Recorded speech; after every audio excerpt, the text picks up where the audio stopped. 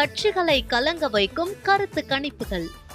ஒவ்வொரு தேர்தலையும் கருத்து கணிப்புகள் என்ன சொல்லுதுன்னு தெரிஞ்சுக்கிறதுல மக்கள் மட்டும் இல்ல, கட்சி தலைவர்களும் ஆர்வம் காட்டுறது வழக்கமான விஷயம்.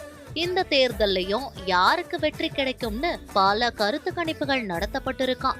ரெண்டு தரப்புலையும் நடத்தப்பட்ட கருத்து கணிப்புகள்ல அவங்களுக்கு சாதகமா தான் முடிவு வந்திருக்கிறதா சொல்லப்பட்டுதான்.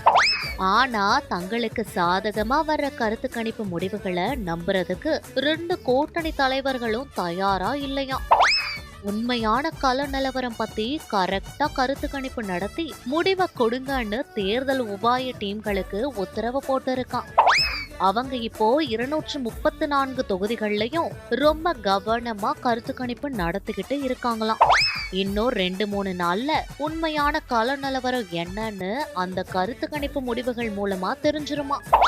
இது ஒரு பக்கம் இருக்க, ஏற்கனவே சில கருத்து கணிப்பு முடிவுகள் வெளியாகி கட்சி தலைமைகளை குழப்பிக்கிட்டு இருக்கான்.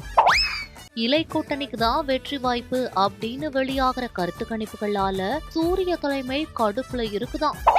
சூரிய கூட்டணிக்கு ஆதரவா வெளியிடப்படுற கருத்து கணிப்பு முடிவுகளால இலை தலைமை டென்ஷன் ஆகுதான்.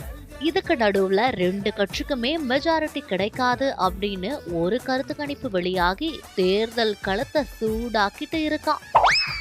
இலை கட்சிக்கு 110 இடங்களும் சூரிய கூட்டணிக்கு 100 இடங்களும் கிடைக்கும் அப்படின்னு அந்த கருத்து கணிப்பு சொல்லுதான்.